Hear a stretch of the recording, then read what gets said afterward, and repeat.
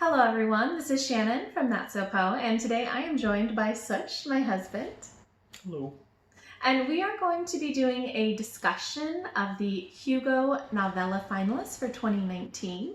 If you haven't seen it before, we do have a series of discussions. I've made a playlist for us talking about the Hugos as well as just me talking about it, so I'll link that playlist down below. So far we have discussed the short story category and the novelette category, and today we are doing the novella category.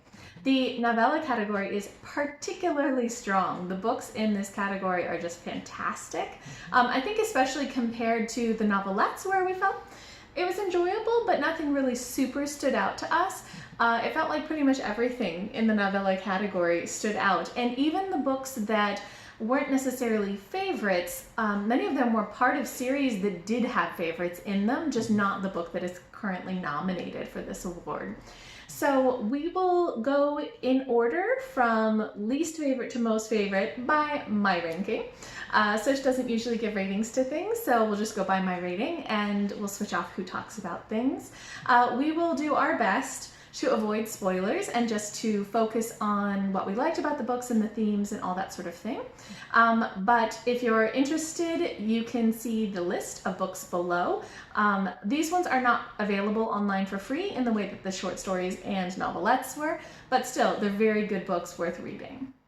So the first book we're going to be discussing is Binti, the Night Masquerade by Nnedi Okorafor. So this is the third in the series, the Binti series. This series was actually something that I really enjoyed, and basically for me personally it explores themes of the immigrant experience in a sense. And actually it was pretty powerful and hard-hitting in various places for me, because it talks a lot about things like not belonging in a place, or belonging but feeling connections to outside things, to kind of having a notion of wanting to leave or that sort of thing.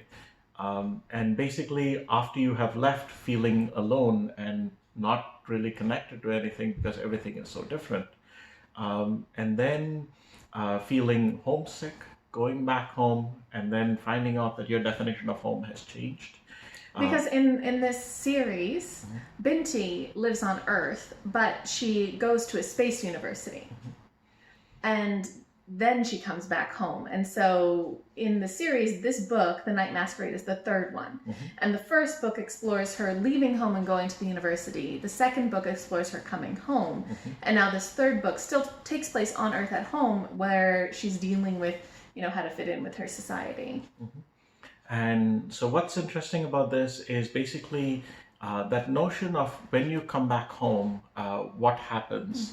And the society that was home for you is no longer quite home, and then you're trying to figure out who you are, what your identity is, what you fit in with, and then you're finding various other things that you fit in with. Now that is one of the broad themes of the series, in a sense, in terms of what is identity. There is also another notion, which is this thing of different groups don't really get along with each other, have prejudices against each other, have these stereotypes that they've built up over time. Even though the base reason for those stereotypes is stupid, it just gets reinforced. And that sort of a thing just keeps happening. And there's also this notion of blindness. You may be the subject of a stereotype from someone else, and yet you might stereotype someone else. Yeah. And so basically there are all these themes that are kind of roiling around the series. And for me, I think the narrative, the meta aspects of it, the themes that were being explored in the series are really, really powerful and really, really strong. What didn't unfortunately work for me as well was the story itself, the plot itself. Yeah, it's like the series as a whole has a lot to offer, and I think both of us adored the first book, Binti, and we both, I liked the second book quite a lot. I think that one worked less for you. Actually, I think the second one is the strong one of the series for me, and it even, I'd say there was a lot of drama and angst that was starting to happen in book 2, but the themes that were being explored were much more. Yes. The immigrant experience, yes. So I think that both of us really, really enjoyed the first two books in the series, and we thought, wow, this is a great world. There's so much going on, a lot of really interesting themes. And then the third book. So Binti, the Night Masquerade was not my favorite. I think the third book basically, the first two set up the theme, explore the backdrop, and the third focuses on the story. And that was not something that worked for me so much. Also associated with this, an important thing that I have to mention is that Binti is kind of dealing with a lot of anxiety, with a lot of PTSD, and basically the character is really well written. The events, the angst, all of that basically is very correct for the character, I think. Yeah, for me it was just that there was so much angst. There was basically it felt like every 10 pages there would be yet another horrible event that would happen, yet another traumatic experience, yet another, intense disagreement with somebody or violence or something. And Binti would, react and just have all of this emotional disturbance. And while that may be justified, as a reader, this is not what I look for. And I struggled with this book. It was kind of the epitome of too fast-paced for me because it felt very melodramatic. And associated with that, also with the whole dealing with issues kind of a thing, I think one of the reasons why the things kept happening is, to me, it felt like an exploration of different strategies of dealing with it. She tries running away from it, she tries ignoring it, she tries facing it head on, and none of them work, and she continuously suffers from it. And there's several points where I was like, could you all please just leave her alone, kind of a thing. And I felt that a lot. But at the same time, it doesn't make for an enjoyable reading experience itself. Well, for us. I think we're also a lot more like Stave. It's like our idea of a fun time is going to a coffee shop and doing the crossword. So, we're not exactly the most, the type of people who like a lot of excitement. And I will say one more thing, which is the strongest part of book 3 for me was its finish. And the first time I experienced the finish, it was very much that's it? Was that it? Is that normal? Kind of a thing. But then on reflection, there is definitely a notion of this is the new normal, and there is something hopeful about it, and the definition of home has changed. And I think that was a click moment when I had that. So there are definitely layers operating in these books, and I do like the series. Yeah. I don't know that I would definitely read more by Nnedi Okorafor. I think that she's a very strong writer, and I really did love the first two books in the series. I think it's just the drama is a bit much for me, and I find that happens fairly frequently in books for me, that's just too much and I can't handle it. It also almost felt to me like book 2 and book 3 should have been one book. Yeah. So anyway, given that this is the bottom of our list, I think that kind of shows you how strong the entire novella category is this year. For me, I gave Binti 2 out of 5 stars just because I really just wanted to put the book down from all the melodrama. But if you're somebody who kind of likes that fast-paced emotional issues type of thing, it might be a 5-star for you. So don't let my stodginess prevent you from picking this book up. The next novella on the list is Gods, Monsters, and the Lucky Peach by Kelly Robson. This is a very interesting sci-fi book. It is set in the future on Earth, but in a sort of dystopian future where humanity has not done a great job. They have sort of spoiled the Earth. Things have gotten really, really bad. And humanity even had to kind of go underground and just try to get away from all of the ecological disasters that were going on. But now, hundreds of years later, they are trying to rehabilitate the Earth. They're trying to fix the ecology, but there's a lot of issues of bureaucracy and funding and all sorts of politics that go into this that make it very difficult. So the story focuses around a scientist, Min, who is particularly focused on ecological things like rivers and river restoration. And she works in Calgary, which is a community that is trying to rehab the surroundings. And she gets the opportunity to apply for a research project, which is going to work on looking at the Tigris and Euphrates rivers in Mesopotamia and try to rehabilitate them. And it's a very attractive, big scale type project, so she's super into it.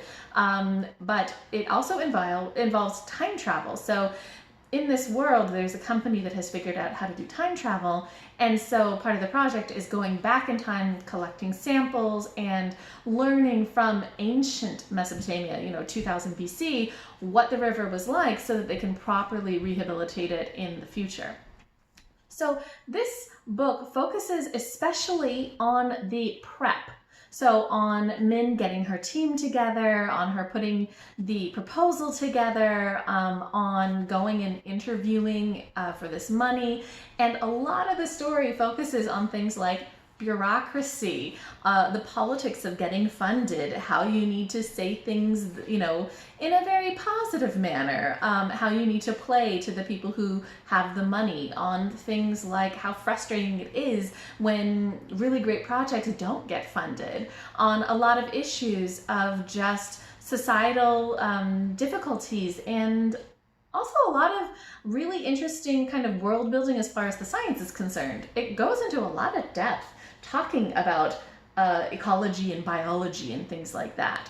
So all of that was really fascinating world building. It was also, this dystopian future felt very real, very normal. It wasn't dystopian in terms of, there was, an asteroid that hit Earth. It was just like, no, humans being humans, and bureaucracy being bureaucracy, and short-sightedness taking priority over long-term thinking. So a lot of that felt very, very real, and it was just really fascinating. There was also this cool thing about generational differences. So Min is older, she's around 80, and she is part of the generation of plague babies, and they're the babies, the people who grew up in times that were very difficult, where sickness was rampant, and they're very frail and very tiny.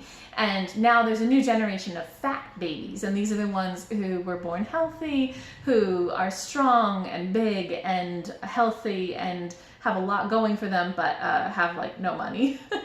And you were noticing... I want to add here, Yeah. because to me this is totally speaking in terms of the plague babies are like Gen Xers, and the fat babies are millennials. And I think there's a lot of, in terms of how the generation looks at the world, how they think about, fighting against the man and, things like that, and the way they think about and do things. Yeah, the plague babies are very cynical, and the fat babies are just very hopeful, but they have no resources.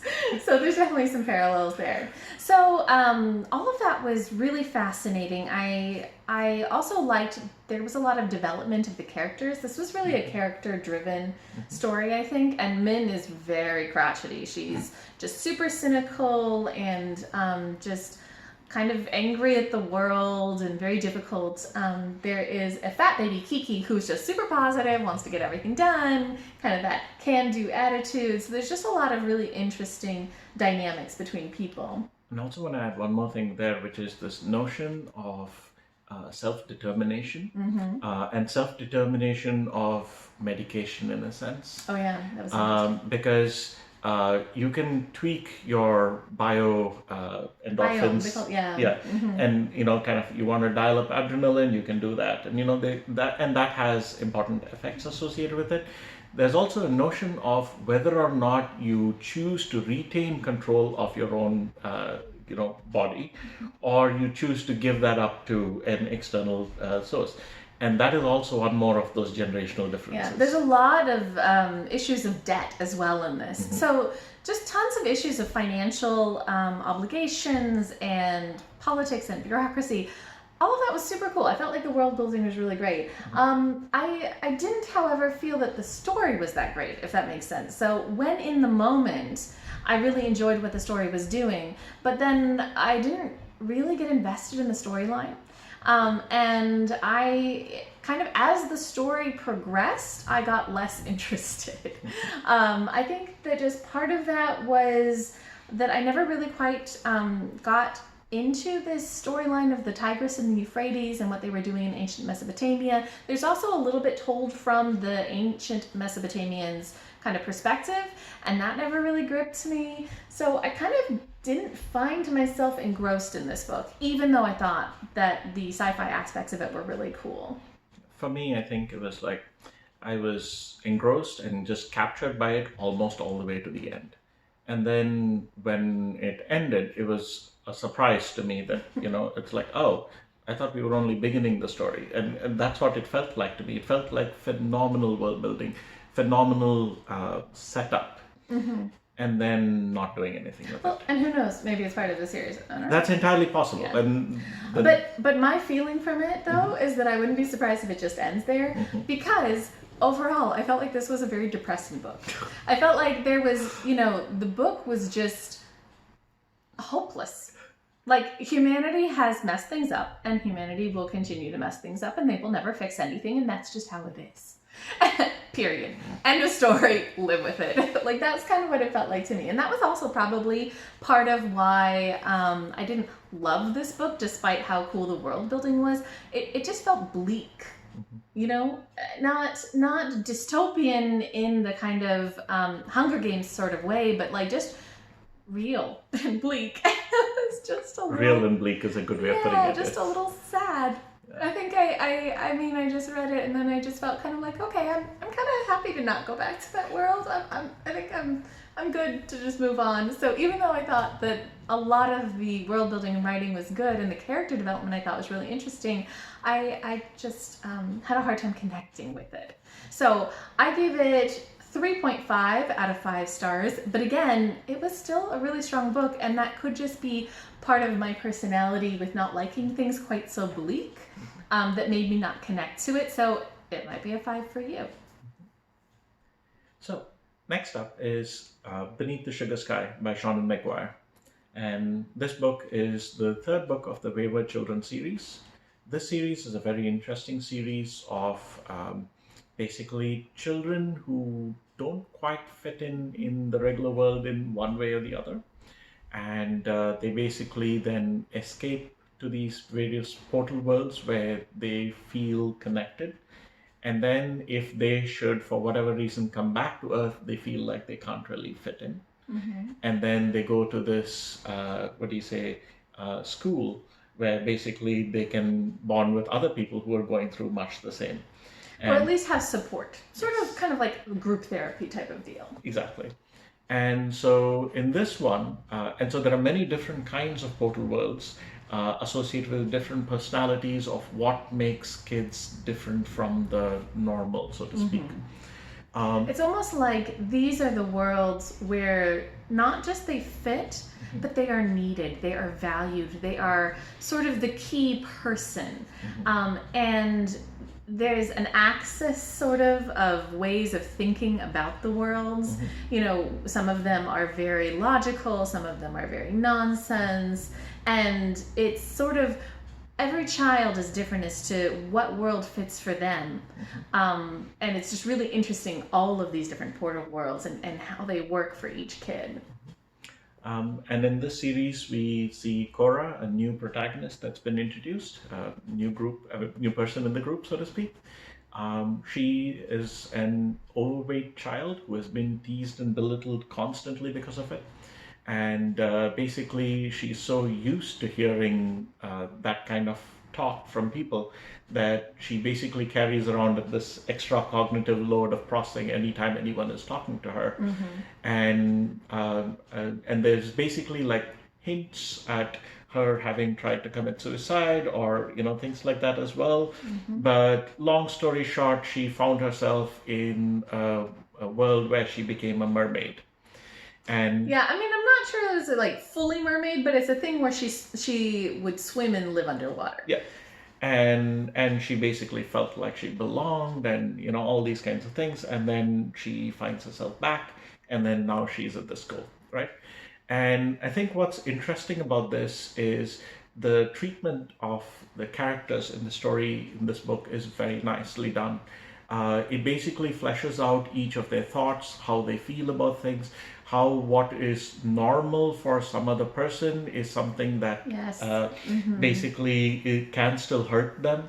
And basically, and what is also interesting is different kids who have different problems can still see commonality in the problems that they face, in how they are different and things like that. And I think also because all of these kids have gone to these other portal worlds where they just feel finally understood, even if they don't understand this other, these other children and their specific needs, they understand that experience of having something that isn't understood. And so I think that they are a bit more compassionate for that. Yes. And they understand that, okay, in your world, this was how things worked. So that must be something that you need, something that is meaningful for you. And it's just really interesting the way that it explores all of these different issues. Issues also of just kind of ability and of race and of sexuality and gender and so many other really interesting and good topics that have to do with identity. Yep. And so personally, I think that this series is something I would have loved to have read as a teenager. And I think that those that get to read this at an early age will definitely gain a lot out of it as well. And those who read at a later age as well. So I think this series is phenomenal. And so in this book, we basically follow along an adventure. This time we visit a nonsense world. And it has some interesting rules and very interesting rules. And basically, there's also a notion of a quest. This is something that previous books have prided themselves on not being, and this time it's like, whatever. We're gonna have a quest. So that's basically how this book winds up going. I think I enjoyed this book. Yeah, I definitely enjoyed it. And I think again, it's a really good book to exist. I don't know that this is something that works so much for me, and that's almost a pity because I like absurd things like Alice in Wonderland or Monty Python or Kids in the Hall or or Douglas Adams, and this didn't feel a similar kind of absurd. It was just something it was a story that was being told, and I was going, okay, what next, sort of a thing. Yeah, I think that both Sush and I really do like that sort of kind of absurd humor, things like Eddie Izzard or Monty Python, where it's just a little bit off the wall. But this was more like a nonsense type of weirdness. And in it was less about being kind of not what you expect, and more about just being kind of wacky. Yeah. And often too just a little bit silly and a little bit too fantastical. I think I always struggle when something crosses a line for me. It's just too much. And this at times, it just felt like a little bit much. The questing was a little bit much. The nonsense was a little bit much. And so even though I really liked the characters, I liked their story arcs. And the mystery is actually really interesting. I'm finding that I do really like that kind of mystery. The nonsense bit it was harder to fall into, harder to get involved in. And it was definitely enjoyable. Just maybe not quite as great as some of the other books in this series. So I gave this 4 out of 5 stars, and I'm very excited for Sush to read books 2 and 4 in this series because those have a much darker fairy tale feel, and I think that that'll work a little bit better for him because I know it did for me. I'm looking forward to it. Next up is The Tea Master and the Detective by Aliette Bodard. And this was a really good book. I loved it. It is a sci-fi set in this universe which is very technologically advanced, but also has a very strong Vietnamese cultural influence. So a lot of things in this world are built around this kind of empire and family dynamics and tea houses and poetry and all of these sorts of things that are more classical Vietnamese culture. So it's a really fascinating world that I felt very immersed in. I really, really liked that. And the story itself was excellent because it is a Sherlock Holmes retelling. And Sush and I have been reading through all of the Sherlock Holmes short stories and novellas over the past couple of years. We're almost through all of them. We're at like the very end right now. And these have been bedtime stories that Sush reads to me, and I have very positive associations with them. I just really enjoy these stories. So getting to read a retelling was fascinating to do while we're in the middle of reading these stories, because you could see a lot of the parallels, but you could also see a lot of the differences. So the storyline is that there is a spaceship, a sentient spaceship called the Shadow's Child. And the Shadow's Child plays Watson's role. It is a very powerful spaceship that was in the military, and some stuff went wrong. It was in a military kind of battle where all of its people on board died in kind of a horrific way, and it's got a lot of PTSD from that. So sort of like Watson with the, I believe, Afghan War? Yeah. And it comes home and it's just sort of hiding from the world. It is, it has created its own little tea shop because spaceships that go into deep space have to concoct these kind of chemical brews that will help people deal with the mind-altering aspects of deep space and kind of get through it. So it has these skills of making tea. So it is the tea master, and it has a tea shop. And one day, this person, Long Chao, comes, and Long Chao is a difficult woman. She is the Sherlock Holmes, and she wants to contract Long Chao to go into deep space and recover some corpses from a shipwreck that happened. And Long Chao is very difficult, very enigmatic, just very Sherlock Holmesy. So the storyline kind of goes from there. The Shadow's Child is very reluctant. It's got a ton of PTSD, but it also is on a very small pension and needs the money. And they go and they discover a body that is much more recent and shouldn't be there. And there's a mystery that they need to solve. So it follows a lot of the story arc of the Sherlock Holmes stories, but adds really interesting twists to it. Yeah, and when Watson first meets Sherlock, Sherlock is basically flogging a corpse to see what is the effect of flogging on a body that has Yeah, in already... the original. So it's kind of very much, it tries to draw parallels to Sherlock. Yeah, so all of that is really interesting, but it's also fascinating to see the differences. Yeah. So I think that The Shadow's Child is a great improvement on Watson, especially as we get further into the series. Watson gets a little bit on my nerves with how much of a fanboy he is of Sherlock, and how often he's just like, wow, Sherlock, you're so amazing. However, did you figure that out? Oh, I'm so stupid compared to you. It's just like, oh my God, Watson, give it a rest. And Sherlock is also just kind of like this abusive partner. Anyway, so as we go through the series, I kind of want Watson to grow a spine, and the Shadow's Child has that spine. The Shadow's Child gets frustrated when Long Chao is being difficult or enigmatic. The Shadow's Child is not willing to just take what Long Chao says for granted and believe blindly in what Long Chao says. The Shadow's Child is like, no, I'm going to go research this on my own. I'm going to figure out what's going on. So I thought that it actually took that premise of Sherlock Holmes and really improved it. Partly by just making the characters a little bit more interesting, partly by improving that dynamic, partly by setting it in a really cool space setting. And there were other interesting themes that were explored a lot more. So the PTSD that the Shadow's Child faces is really highlighted. That's a big part of the story. Mm-hmm. There's also Long Chao uses a lot of self-medication. Mm-hmm. And in the original Sherlock stories, Sherlock Holmes definitely uses cocaine, I think. Yeah, I think it's cocaine, and like has some substance abuse issues.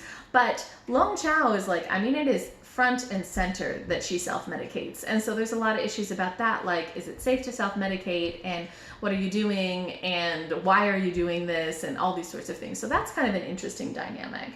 I also think that the world itself provides a lot of interesting themes, especially when it comes to issues of power in families or groups, and how that power is used, how, you know, you have to give respect and obedience to those who are superior or elder to you, and how that can lead to very bad situations. Long Chao is very much not having any of that, but the Shadow's Child is a lot more likely to kind of fall in line. So that tension between them and the way that they are obedient to authority figures is interesting. So there's a lot of very cool themes explored in this. There's just great world building, and I think it's a wonderful adaptation. The world feels right, for a Sherlock adaptation. It's this, what do you say, corruptish, bureaucratic, Victorian kind of a feel to it, and that just worked in space. And so it's kind of like, it's different, and yet it's very similar in many of the interesting ways. Yeah. That I really liked. And I think the causes of various people, the motivations of various people were very interesting. Shadow's Child's backstory really worked for me. Shadow's Child's character and Long Chao's character really worked for me. Long Chao's background, I was convinced it was going to be a certain thing, and then it wasn't that, and then I was a little disappointed. But I'm definitely still interested in more. I think the character creation and world are so compelling. And it was good. It was solidly enjoyable. Yeah, I kind of hope that this actually will become a series of short stories about them, kind of in the way that the original Sherlock ones were, because I would read it. Yeah. So I gave this 5 out of 5 stars, and I really loved it. So next up is The Black Guardstrums by P. Djèlí Clark, and this is a P. Djèlí Clark, and if you've been following us, basically you know where this is going. This is set in an alternate steampunk world, though at this point I don't think the word steampunk does P. Djèlí Clark justice. No, I mean, it's that idea of alternate history where technology also became more advanced, and there's like airships and stuff. But it's and a lot supernatural more. elements. Yeah, but not all steampunk has supernatural elements. Some of it's just technological. So, you mean that P. Djèlí Clark added? Yes, exactly. Yeah. So I think it kind of rolls together so wonderfully. And what I also really, really love about his world building is he doesn't info dump. The whole thing isn't just, told to you. Nor is it kind of like, oh, this person knows nothing, let us explain it to them in like a, long thing. What it is instead is that you are going to be immersed in the world, and then the world will be revealed to you as and when you encounter things. Yeah. And all you need to know to process what you're doing. Yes. So the experience, the experiencing of the world that has been built is phenomenal. Okay, so having said that, so The Black Guardstrums is set in an alternate history New Orleans, and basically it is set slightly after the Civil War, except the Civil War never really ended per se. There's like a 10-year armistice that happened, and also in this world, Haiti repelled the French via some sort of supernatural weapons. And basically they went on to become a geopolitical power in that area, and you have airships and things like that in that kind of a setting. And New Orleans is such a perfect setting for this. Basically, New Orleans becomes this independent city-state. It's not part of the U.S. anymore. But it's so perfect because New Orleans, just in its history, is such a blend of French and Spanish and Native and English cultures, and it becomes this real great mixing of all sorts of people. It's a great port city. The Haitians come there and trade as well. There's just a lot of cool stuff going on in New Orleans. So it's a great city to have this happen in. And the primary character we see is this girl called Creeper, who's I think 13 years old. Yeah, she's like 13. And she's an orphan and kind of like a street rat. Yeah. And she's fiercely independent. She has connections to some nuns who are generally very friendly, A and little crazy, but very friendly. and to this other lady that owns a parlor, and yet she tries to keep her distance. So it's kind of like she is very much doing her own thing for most part. And basically she has dreams of wanting to go explore, to be part of a ship's crew, and things like that. And then events transpire. Yeah, and this story is really interesting because she is so fiercely independent. And the interesting thing about her too is that she is possessed by Oya, the goddess of the wind. And this is not like an easy possession. This is kind of like Oya hangs out in the back of her head and then every once in a while takes control of Creeper's body. And most of the time Creeper's just like, Oya, stop it. So it's really just fascinating. I love Creeper's character in this. Or gives visions, and Creeper's like, what do I do about this? Yeah, what do you expect of me? So it's very much not a very communicative relationship. But yeah, and the storyline in this is super interesting. It's very much a mixture of action and adventure and mystery, and it unfolds gradually as you go through the story. So sort of like Sush was saying about the world building, you get pieces of it as you go further in, and the storyline itself is like that. You learn more about what's going on and about why people are doing things as the story moves forward. So it's very, very engrossing. And lately I've started seeing the word fast-paced as a little bit of a red flag. That's because of me. But what I mean by fast-paced is usually like melodramatic type of fast-paced, not action fast-paced. This is a book for which fast-paced could be applied, and applied for me positively. Yes, it's action fast-paced. It's really, and it's really well done. There are a it couple. fits so much into one little novella. Seriously, right? It's so much ground covered in the novella. The other thing is in terms of themes that are explored. So the Black Guardstrums essentially are supposed to be something of power that the Haitians had. In a sense, if I were to draw parallel to that in the real world, to me, it speaks very much of, atomic energy. Yes. And the whole notion of you do not want to use this kind of power, okay? The consequences for the user are pretty much as bad as the consequence for the person it's used against. Yep. And yet, also, what's interesting is some of the consequences are very much storm-focused. And there's this notion of hurricanes that are way worse than they used to be, and things like that.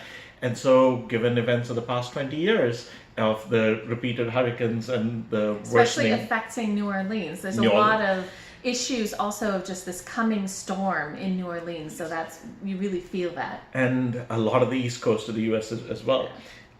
There's definitely a lot of this looming weather, so to speak, aspect to this thing, which I think is a really powerful, backdrop. Yeah.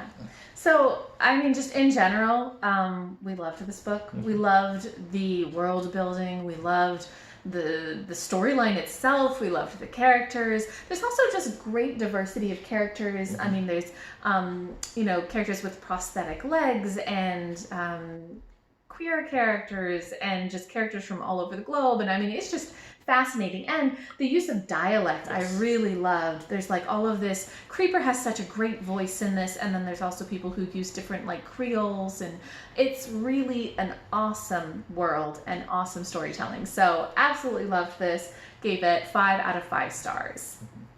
And the last book on the list is Artificial Condition by Martha Wells, which is the second book in the Murderbot series. I just want to mention before I go into this that really, as far as rankings go, all of the last few books that we've talked about are 5 stars for me. It's very hard for me to say which one is a favorite, so these are slightly arbitrary orderings. But Artificial Condition really is amazing. I love the Murderbot series as a whole, but within it, Artificial Condition is definitely my favorite. This book is just so funny and so action focused and just also has great themes in it. So the premise is that Murderbot is a security bot that has, some human organic parts as well as lots of robotic parts, and it is just a security robot. So it protects humans who are doing various dangerous things and they need security. However, Murderbot has hacked its governor module, which is kind of the controlling part of it that tells it what to do, and is a little bit rogue. And so it does what it wants to do, but what it wants to do is just watch soap operas. And so it basically keeps its day job because it's not really legal for it to be hacked like that. So it just pretends to do its security job. I mean, it does its security job, but you know, kind of not with all of its ability, and watches soap operas in the background. It's a very socially anxious Murderbot, and it really struggles with how to deal with people, and it kind of also just struggles with how to deal with itself. There's a lot of running away from its own emotions and dealing with problems. However, it often gets pulled into other people's problems. So in this book, Murderbot ends up going on a spaceship, where that spaceship, it expects to just kind of, it to be a little bit of a dumb spaceship where it just hitches a ride, and instead it turns out to be a very smart AI. And this spaceship is called Art, and Art is hilarious. I absolutely love Art. Art is kind of this super intelligent, super like wants to be friendly, but totally clueless and super overbearing AI, and the interactions between it and Murderbot, who just wants to like be left alone, are hilarious. I love their interactions. It's really, really funny. And for example, the soaps, Art takes vicarious pleasure at things. And so its effect is not so much what do you say, watching the soaps itself as much as it is to watch Murderbot watch soaps. Yeah, so it's just a very fun dynamic. And also, just like before, Murderbot gets kind of pulled into some situations of going along to protect some humans who get themselves in pretty bad situations. It just can't help itself from taking care of people sometimes, but it does so reluctantly. And again, there's like all of this adventure and dealing with kind of the bad guys, and there's just a ton of adventure and a ton of fun and just excellent characters, and overall the humor is just so excellent in this. I laughed so much. And all the time, it feels like a thriller mystery while being a sci-fi, while being a humor book. It's all over the place, Yeah. in a good way. Yeah, and also just the setting itself is fascinating. So in this sci-fi future, it's very much a world where, again, it feels very believable. It's a world where humanity has advanced. It's not like there's aliens or anything like that. It's just humanity. But technology has advanced, people have gone to space, and instead of governments, it's really corporations. So it's all about big business and about money and about privacy of data and about autonomy. The corporations kind of control everything, and there's a lot of this issue of, you know, can you do anything on your own, and can you, as the little guy, fight back when the corporations are trying to control everything. So that's a really cool aspect of this. There's also just neat world building in terms of who the people are. There are just so many different groups of people in this. Lots of great racial diversity, gender diversity, sexuality diversity, and it's all just normal. Like, none of this is a big deal. Just people are people, and they do all sorts of different things. And there's a lot of like partnership type of relationships too. Lots of groups of 3, or like family groups where like there's multiple people involved in a relationship. All of that is just a normal everyday part of this world. So I really like that. I like the normalcy of it. It's a very hopeful future in this side of things. Yeah, and there's a lot of different use of pronouns too. So like there's definitely he, she, they, but there's also they. Thank you. There's also they, and like a lot of other things too. So it's just a very hopeful future in that way, even though maybe not so hopeful in terms of kind of the corporations controlling all your data and you having kind of no freedom past that. So that was a cool part. But the stuff that really I like about this is the exploration of Murderbot's humanity. So, you know, Murderbot is a robot, but it's got organic parts, and just that idea of personhood. You know, does it get to be a person? Can it be respected as a person? Can it have autonomy? Can it make its own choices? And if it makes its own choices, what choices does it want to make? And if it is a human and it interacts with other people, then how does that work? And how does it learn how to connect? And does it want to connect? And does it want to be vulnerable? So there's a lot of really fascinating explorations of what it means to be human that I think make this series have depth as well as humor and action and fast-paced fun. So I love this whole series, and I especially love this book in it because just Art and Murderbot together are my favorite duo. I sincerely hope that Art comes back in later books because I just want to read about them forever. So I gave this book 5 out of 5 stars, like the last couple of books as well. As I said, the novellas this year are just such a strong bunch. There's so many amazing ones. It's just a great book. Okay, so that wraps up our thought on the 6 novellas that are eligible for the Hugos this year. We really, really liked them, and if you guys have read any of these, please let us know in the comments down below what you thought. I think I am still very undecided as to how I'm going to vote for this because there's just so many good ones this year. But yeah, let me know what you think. I'm very intrigued to hear what other people's thoughts are on this. And I'm definitely interested in hearing other people's wrap-ups and reviews of each of these. Yes, so if anybody else is doing one of these or talking about the novellas, please let me know below.